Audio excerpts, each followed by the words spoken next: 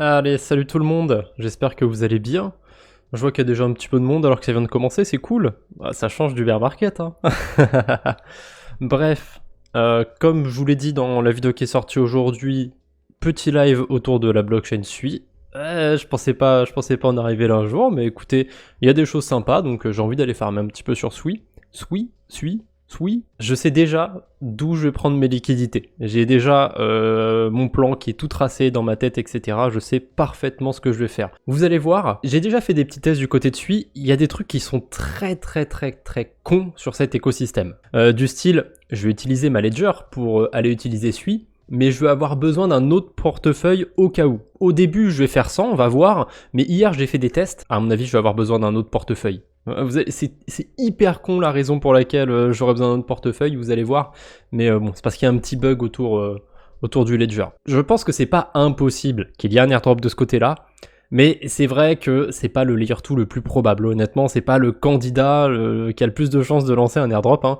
Il y a Coinbase derrière, ils arrêtent pas de dire qu'il y aura pas d'airdrop, ce qui est possible, mais bon, Arbitrum il disait ça aussi, hein. C'est toujours le même argument d'Arbitrum, mais c'est vrai qu'il le disait aussi. Généralement, moi je préfère un projet qui dit qu'il ne fera pas d'airdrop, plutôt qu'un projet qui dit qu'il en fera un. Dans la galaxie Arbitrum, on a Dolomite, qui disent ne pas lancer de token, ou en tout cas que pour l'instant ils en ont pas besoin. Voilà, moi je préfère largement spéculer sur ce genre de projet que les trucs comme Portal Coin là, où toutes les 10 minutes il y a une mention d'airdrop, c'est bon, ça suffit, hein. Bref, Base, Extra Finance, j'ai des USDC qui traînent sur Extra Finance, j'ai un petit peu de token aéro, ça c'est pour ceux qui ont suivi mes pérégrinations sur le groupe Discord. Il y a plusieurs fois où je disais que je voulais m'intéresser à, que je sentais une hype venir d'un côté. Il y avait Luna, je l'avais senti juste avant que ça explose. Je m'étais dit que, à mon avis c'est pas par rapport à ça, c'est juste du pump and dump, donc c'est juste un hasard de calendrier. Mais je voyais qu'il y avait des avancées au niveau du procès avec Do Kwon. Donc je m'étais dit, peut-être qu'il y a un coup à jouer, que ça pourrait faire réagir le cours comme il y a eu sur FTX. Bon, je me suis pas positionné, c'est pas très grave, je rate pas grand chose. Mais du coup, j'avais raté un peu ce coup. Parce que la fusée était partie sans moi et j'avais les boules parce que j'avais vu le truc, j'avais creusé un petit peu, j'avais commencé à faire 2-3 recherches. Et ça a servi à rien puisque le truc est parti sans moi. Ensuite, il y a eu le token sur Starknet, Lords, qui est bien parti, mais bon, maintenant il a fait x3, donc honnêtement j'y touche pas. En fait, quand on va sur la plupart des decks sur Starknet, il y a qu'un seul altcoin. Il y a Uniswap aussi, mais bon, Uniswap c'est déjà connu. Il y a qu'un seul altcoin peut capitaliser. Si on va chercher très loin, on peut trouver des shitcoins, je pense, mais il y en a qu'un seul qui est facilement trouvable et facilement échangeable, et c'est Lords. Et justement, je me suis dit, tiens, c'est pas con de mettre un petit billet dessus, peut-être que avec les récentes news qu'il y a eu autour de l'airdrop de Starknet, ça peut faire réagir. Ça a bien fait réagir, hein, puisque si je regarde sur 2 semaines, boum, hein, littéralement boum.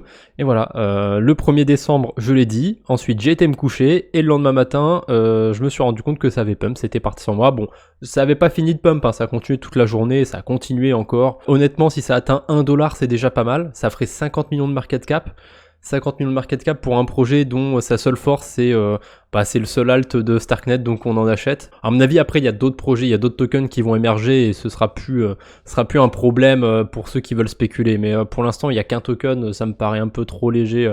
J'ai pas spécialement envie d'aller spéculer sur ça. Mais du coup, j'ai eu une autre hypothèse sur cette fin d'année, c'est que on a souvent un roulement. Et j'ai remarqué que l'écosystème Base, il était un peu laissé de côté, je trouve. Donc j'ai été m'exposer à un des tokens de l'écosystème Base, c'est Aero. Alors il a des tokenomics qui sont assez nuls à chier, hein, vu que c'est un token de VE33, il est assez inflationniste, etc. C'est pour ça que j'ai été le déposer sur Extra Finance, hein, parce qu'il y a un rendement qui est pas dégueulasse. Mais bon, c'est un move un peu dégène. J'avoue que ça d'un côté, je vous dis que je veux un peu de calme sur ce portefeuille et je fais quand même un move dégène. Bon, j'aurais pu l'éviter, c'est vrai, mais bon, écoutez, voilà. C'était l'appel de la dégènerie, je pouvais pas. Ça faisait plusieurs fois qu'à chaque fois je voyais un truc, ça se passait bien. Je me suis dit, cette fois-ci, j'aurais pas l'air con. Vas-y. Je mets une bille tout de suite dessus. Et comme ça, s'il y a un pump sur base, je le regrette pas. Et si ça baisse, tant pis, j'aurais mieux fait de rien faire, tout simplement. On verra si ça va bien se passer du côté des aérodromes. En tout cas, je laisse traîner la position, on verra bien. J'ai des USDC à retirer d'Extra Finance, donc je risque pas de les voir vu que mon wallet n'est pas connecté. Voilà, je suis sur cette pool ici, je vais retirer mes tokens. D'ailleurs, je vais aussi réclamer mes tokens d'Extra Finance et je vais aller les convertir en USDC, hein, tant qu'à faire. Alors, par contre, je réfléchis à comment je vais prendre en compte mes intérêts sur le protocole. Vu que je veux convertir une petite partie en SUI, que je vais avoir des frais comme je vais passer par des intermédiaires. Bon, maintenant que j'ai mes USDBC, je vais avoir besoin de les échanger en USDC tout court si je veux les bridger facilement. Ah, ça dépend du bridge que j'utilise. Là, je sais pas trop comment je m'y prends. Est-ce que je passe par un exchange?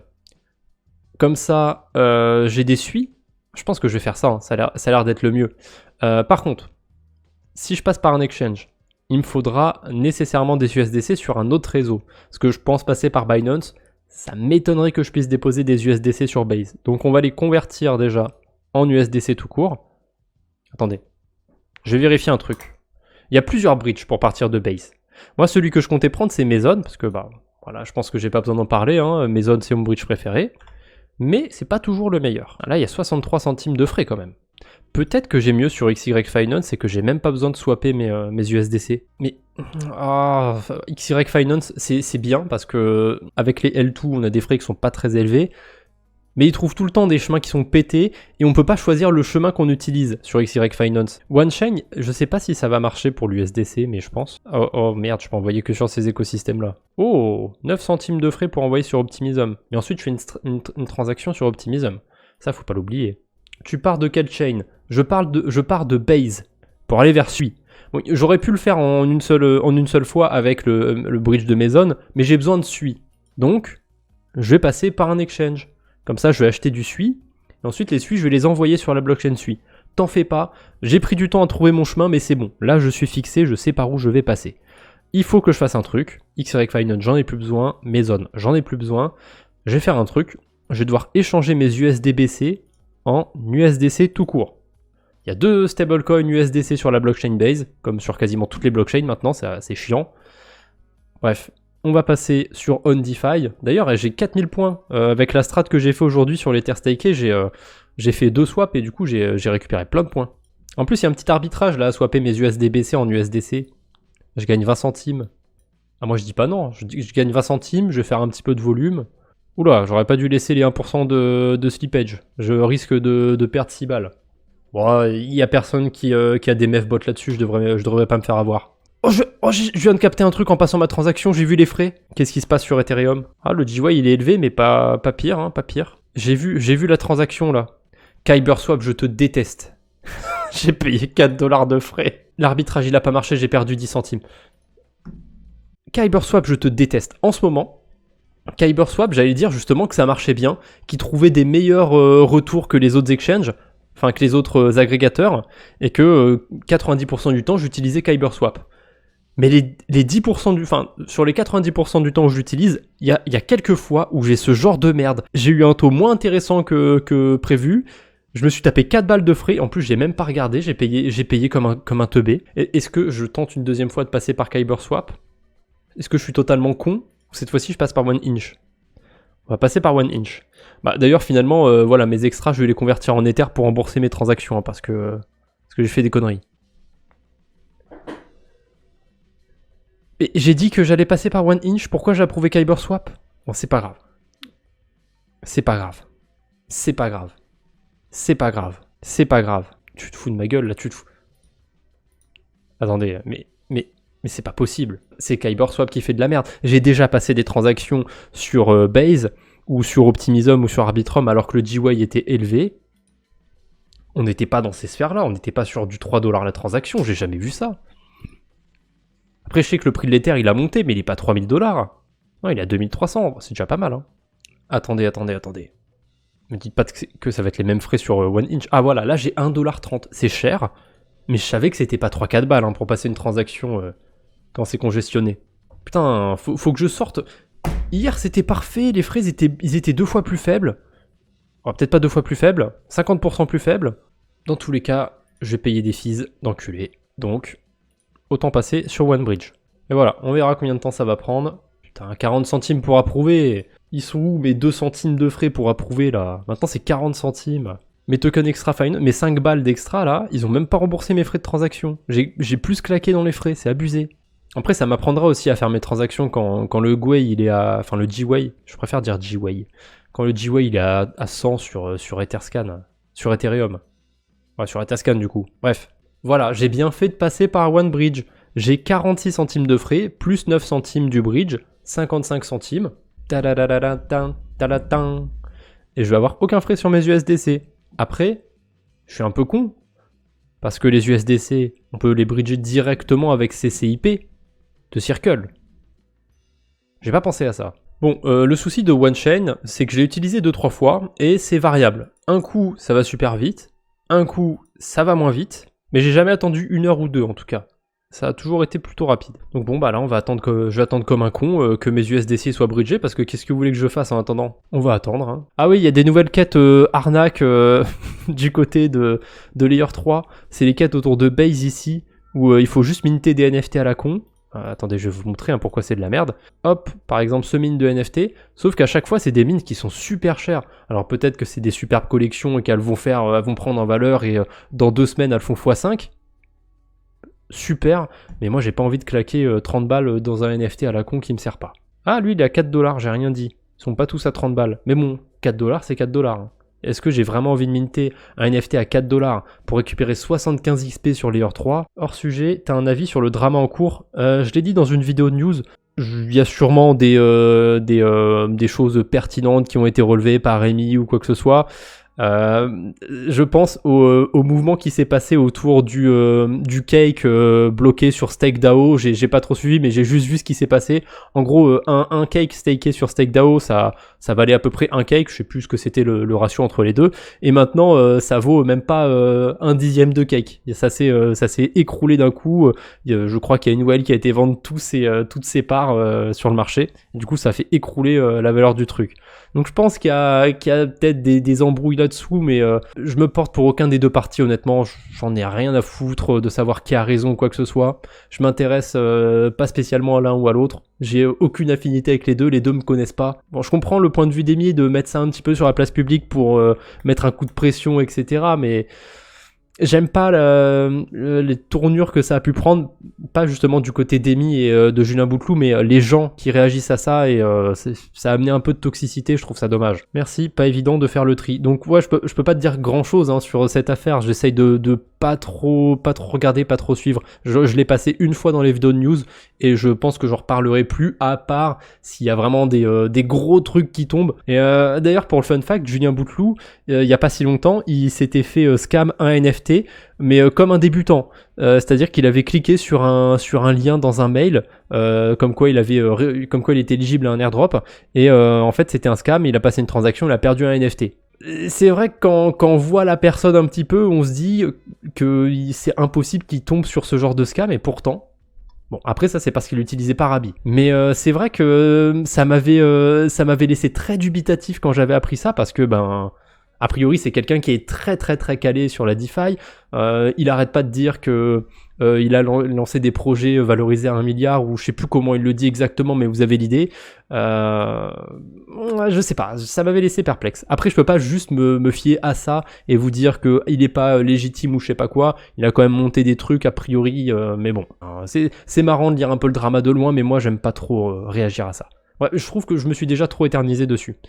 Bon, OneBridge, t'es sympa, mais ils arrivent quand mes USDC là? D'ailleurs, c'est bon, j'ai un peu d'éther sur Optimism, j'ai eu peur. Je savais qu'il y a pas si longtemps sur Optimism, j'avais plus de quoi payer les fees, mais j'avais utilisé justement OneBridge pour récupérer un peu d'éther. Je suis vraiment surpris que tu aies pas grand monde sur tes lives, car ton contenu YouTube est vraiment excellent et régulier. Après, voilà, je pense que tu t'es donné toi-même l'argument, il y a régulier. Mes lives sont pas réguliers. Et à vrai dire, je pousse pas tant la chaîne Twitch que ça. Pareil pour le groupe Discord, oui, le groupe Discord, et le groupe Telegram aussi, même si je suis plus trop actif sur le groupe Telegram, je les pousse pas souvent en avant. Après, c'est fait exprès pour le Telegram et le Discord. J'aime bien garder cet aspect un petit peu underground, un petit peu caché, on va dire, même s'il est pas vraiment caché, hein, j'en parle régulièrement, mais je vais pas en parler tout le temps, etc. Je vais pas trop le mettre en avant, mais de temps en temps, voilà. Je mets quand même le lien pour ramener un petit peu de monde, mais j'aime bien garder cette atmosphère où il y a un peu moins de monde. Déjà, je me sens plus libre, c'est beaucoup plus agréable pour moi. Après, j'ai pas encore expériencé le fait d'avoir des milliards Peut-être pas des milliards, mais des milliers d'abonnés, etc. J'ai déjà fait des lives avec des centaines de viewers. Tu sens qu'il y a une sorte de pression derrière toi, ça fait bizarre. Ça me fait bizarre un petit peu, donc j'aime bien ce climat où il y a moins de monde, etc. Tu vends pas assez de fois sans la nouvelle pépite. Ouais, c'est sûrement pour ça, j'ai trop les pieds sur terre. Je commence à m'impatienter là. Ah bah c'est bon, mes USDC ils sont sur Optimism, c'est magnifique. Maintenant, je vais les envoyer sur Binance. Je vais avoir besoin de mon adresse SUI, que je vais copier juste ici. Et maintenant, je vais aller sur Binance, maintenant que j'ai mes USDC. Est-ce que je peux acheter directement avec des USDC? Faut que je convertisse. À tous les coups, je vais me taper des frais à la con. Voilà. Et en plus, j'ai perdu 49 centimes d'USDC qui n'ont pas été convertis. Ensuite, maintenant que j'ai ces USDT, je peux acheter du SUI. Le SUI, il a un petit peu baissé sur les dernières minutes. J'ai espoir qu'il remonte dans les prochaines et que du coup, mon bridge se passe plutôt bien. Allez, on achète ça en market comme un sagouin. Voilà, j'ai encore perdu 4 centimes, plus les frais. J'ai 965 SUI. Mais je vais pas tout garder, évidemment. Le principe, ça va être de... Là, je suis en train de bridger mes USDC, mais je passe par le token SUI. This account has a portion of asset that currently frozen. Mais j'ai pas de Bitcoin. Ou alors c'est l'équivalent en Bitcoin. Je peux pas retirer mes SUI, t'es en train de me dire? Alors, Binance, tu vas pas commencer à me casser les couilles. Si je veux retirer mes SUI, je vais retirer mes SUI. Pourquoi je peux pas faire mon retrait? À tous les coups, c'est parce que j'ai déposé des USDC, faut que j'attende je sais pas combien de confirmations avant de pouvoir faire un retrait, c'est ça? Putain, toute la journée, je me suis dit, vas-y, je vais envoyer mes USDC sur Binance, etc. Je vais les convertir en SUI, je vais les mettre sur mon wallet SUI. Comme ça, ce sera fait, je pourrai attaquer le live direct. Là, ça fait pas 1 heure que je suis en live et j'ai toujours pas mes SUI sur la blockchain SUI. Après, écoutez, je vous ai dit, peut-être que le SUI va s'apprécier, que là, je suis en train de faire une sorte d'arbitrage. Mais à tous les coups, j'ai pas de chance. Le SUI va pas s'apprécier, je vais me faire avoir. Je vais perdre 5 balles en plus. Et étonnamment, de quel côté j'ai un problème? Ah, la finance centralisée. Bon, je vais attendre, Je vais attendre comme un con. Qu'est-ce que vous voulez que je fasse? Pause déj. En plus, j'ai faim. Ce soir, j'ai une petite soupe à préparer. Un petit moment story time. Il y a pas longtemps, j'ai fait ma première soupe. Parce qu'à chaque fois, j'avais pas le courage de le faire et tout. Et au final, c'est vraiment pas compliqué à faire une soupe. Dès lors qu'on a un mixeur plongeant, c'est vraiment pas compliqué. Et c'est tellement meilleur que de les faire soi-même. C'est abusé. Voilà, petit conseil du soir, si vous ne l'avez jamais fait, faites-le, bordel, c'est excellent. On a hâte de goûter. Ah, malheureusement, ce sera une édition très limitée que pour ma gueule. Ça fait 10 minutes. Est-ce que je peux retirer mes SUI de Binance? Évidemment, maintenant je peux les retirer, maintenant que je comptais couper le live. Bah oui, sinon c'est pas drôle, Bon, vous savez quoi? Allez, tant pis. Laissez les prolongations. Je fais 30 minutes de plus de live et je vais foutre mes SUI sur la DeFi. Finalement, le live porte très mal son nom parce que j'ai parlé de tout sauf de SUI jusqu'ici. Et là, boum, je me rends compte que j'ai pas retiré à la bonne adresse. Non, c'est bon. Pas de bad ending. Happy ending. J'ai enfin retiré mes putains de SUI. Dites-vous que le plus long, c'était Binance. Tant qu'on va parler de SUI, il faut que je vous parle de l'USDC sur SUI. Parce que c'est limite une blague. Si vous êtes au courant, ne répondez pas. Si vous n'êtes pas au courant, répondez. À votre avis, il y a combien d'USDC différents sur la blockchain SUI? Voilà, répondez juste un chiffre. Sachant que sur Polygon, par exemple, il y a 2 USDC différents. Sur Arbitrum, il y en a 2 aussi. Sur Optimism, il y en a 2 aussi. Pour gagner, disons 9. Ah, c'est pas loin, mais il n'y en a pas 9. Ou en tout cas, pas à ma connaissance. À ma connaissance, il y en a 7. 7 USDC différents. C'est tous des USDC. Il y en a 7. Il y en a 6 qui sont bridgés depuis Wormhole. 6 putains d'USDC bridgés depuis le même bridge. On va comprendre après pourquoi. Et un 7ème qui est bridgé depuis Seller Bridge.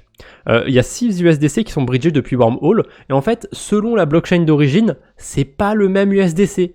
Donc on a l'USD Coin, c'est celui qui est bridgé depuis Ethereum. On a le BNB, bridgé depuis la Binance Smart Chain, le Solana, bridgé depuis Solana, le Arbitrum, bridgé depuis Arbitrum, le Polygon, et il y en a un qui n'apparaît pas, mais on en a aussi un bridgé depuis Aptos, il me semble. Mais il doit être vraiment très obscur, celui bridgé depuis Aptos. Mais il me semble qu'il y en a un bridgé depuis Aptos. Donc 6, si je me suis trompé. Ils sont à 1$ au moins? Oui, ils sont à 1$. Sur la plupart, il y a un petit peu de liquidité, donc tu peux quand même les échanger. Et par exemple, sur Aftermath, c'est le balancer, on va dire, de la blockchain SUI. Tu as une pool, c'est pas ici qu'il fallait aller, tu as une pool où il y a littéralement 4 USDC différents dessus. Et tu vois, il y a 1 million de chaque USDC, donc Ça va niveau liquidité. Si tu as des USDC qui sont bridgés depuis Polygon par exemple, si tu en as 500, tu peux les convertir en USDC normal. Il y a même un petit avantage à le convertir en ce moment. Il n'y a pas non plus un arbitrage à jouer. 4 centimes, vous allez claquer beaucoup plus dans des frais, il n'y a pas d'arbitrage. Mais si vous mettez un petit peu plus, peut-être que vous allez être impacté là. 5000 $, je suis pas sûr que ça se passe bien. Ah si, il y a quasiment aucun frais. 50 000 là par contre, j'y crois pas un instant. Autant passer par Ethereum directement. Ah voilà, voilà, c'était sûr. Mais oui, soit 1 $. Mais il n'y a pas beaucoup de liquidité sur certains. Sur l'USDC Polygon, il n'y en a pas beaucoup. Sur les autres, il y en a un peu plus. Genre le BNB, si j'échange 50 000, je vais pas recevoir 9 000 $. Je vais recevoir un peu plus. Mais je perds quand même 500 $. Je perds quand même 1%. C'est pas très intéressant. Il y a plus optimal. Il y a un truc qu'il faut m'expliquer pour ceux qui connaissent un peu Sui. Moi, je pense pas qu'il y en ait dans le chat. Mais Sui, je comprends que dalle au wallet. Enfin si, je crois que je comprends ce qui se passe, mais là vous voyez, j'ai des USDC qui rentrent ici, j'ai du Sui qui sort, j'ai des USDC qui rentrent, qu'est-ce qui se passe? En fait, là, vous voyez, c'est pas mon adresse ici. Quand je fais une transaction, je vois ce qui rentre et ce qui sort de mon wallet, mais je vois aussi ce qui rentre et ce qui sort d'autres wallets.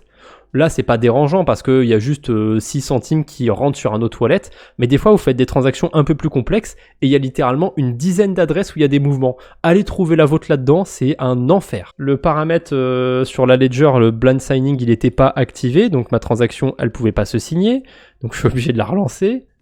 Alors, vous allez voir que pour ceux qui ont l'habitude d'utiliser Polygon, les blockchains EVM et compagnie, ça marche bien. Avec une ledger, ça marche super bien. Sui, j'avoue que des fois c'est casse-couille. Limite, j'aurais peut-être dû me faire un hot wallet pour ça, si j'ai que 500 balles dessus. Bref, niveau suivi, je suis bon. Je peux enfin faire ce que je voulais faire depuis tout à l'heure. Là, vous allez bientôt comprendre pourquoi j'ai besoin de 2 wallets. On va voir si ça va me le refaire. Hier, ça a pas marché. Hier, je pouvais pas déposer sur le ALP avec un ledger. On va voir si ça va me le refaire. Est-ce que je dépose tous mes USDC ici ou est-ce que je vais me diversifier? C'est vrai que j'ai envie de faire le dégène et de tout mettre sur le même endroit, mais je vous dis de pas mettre tous vos œufs dans le même panier. Au pire, je peux toujours laisser ça pour une journée et changer plus tard. Donc, je vais déposer tous mes USDC sur le même panier. La transaction, elle s'ouvre. Ah merde! Ah non, c'est pas à ce moment-là que ça avait bugué. Et c'est ce que je vous disais par rapport au wallet. Regardez, il y a 15 000 adresses où il se passe un truc. Il se passe 15 000 choses sur ce protocole quand je fais une transaction. Et d'ailleurs, c'est quoi les fees? Je vais payer 0,20 Sui, c'est ça? Là, j'ai ma ledger qui est en train de convulser. Il y a écrit... Ah, voilà. Il y a écrit transaction non reconnue. Elle est en train de convulser en me mettant working. Vous voyez pas. Ah bah là, elle est complètement bloquée en fait. Mais en gros, je peux que annuler la transaction. Je peux pas passer la transaction. Ah, quoique... Qu'est-ce qui se passe? Ça passe ou ça passe pas là? Ah, c'est pas passé. Vous voyez, c'est pas passé. Attendez, j'ai encore mes USDC parce que j'ai eu peur. Ok, c'est pas passé. Maintenant, je vais faire un truc qui a l'air hyper con. Je vais mettre un peu de Sui sur mon autre wallet.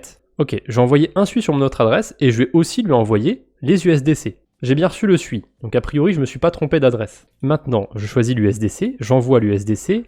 Hop, parce que je suis sûr que ça s'est bien passé, donc... Maintenant, je peux y aller. Et là, en fait, qu'est-ce qui se passe? Bah, je me retrouve avec les USDC, mais sur mon autre adresse. Regardez, vous voyez, là, je suis connecté avec ma ledger. Vous vous dites, bah, pour me connecter avec un autre wallet, c'est tout con, je me mets sur mon autre wallet. Mais non, ça marche pas, ça m'a pas connecté. Bon, bah, allez, on se déconnecte, et on se reconnecte.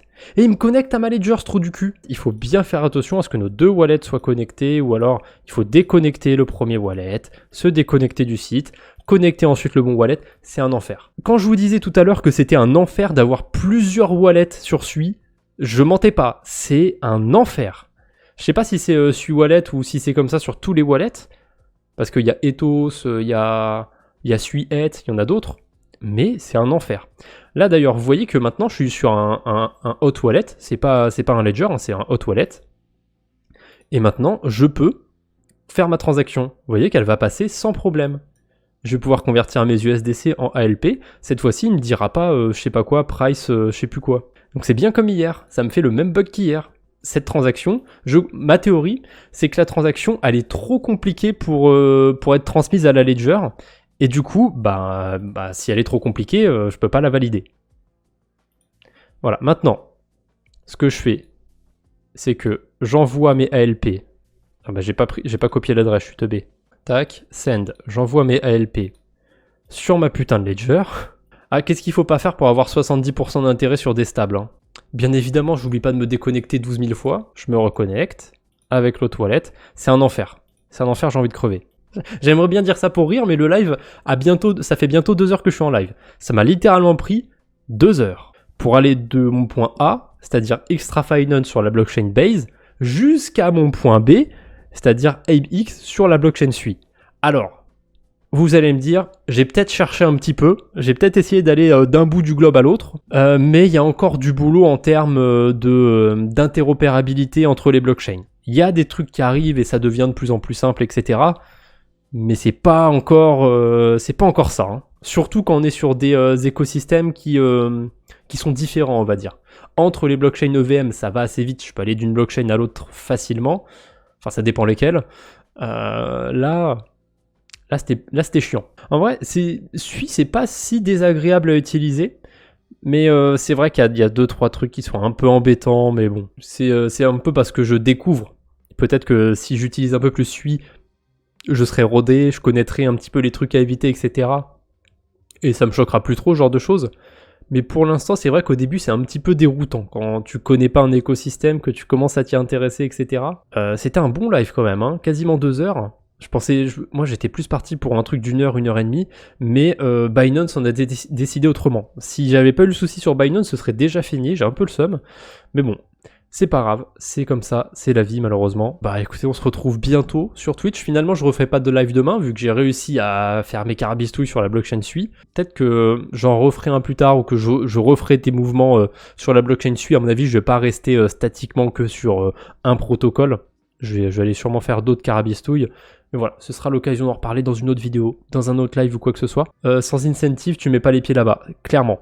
Clairement, c'est ce qui me fait aller sur Sui. Hein. C'est les 70% de rendement sur des stablecoins. Enfin, quasiment des stablecoins, on se comprend. Sinon, il y avait des poules à 30, 40, 50%. Et ce qui est ouf, c'est que ces rendements, ils tiennent depuis plusieurs mois. Mais oui, clairement, quand ce sera fini, j'irai ailleurs. Bref, bonne soirée à tous, bon après-midi ou bonne journée, peu importe quand vous regardez ça. À la prochaine. Salut tout le monde. Portez-vous bien. J'ai tout fait à l'envers aujourd'hui.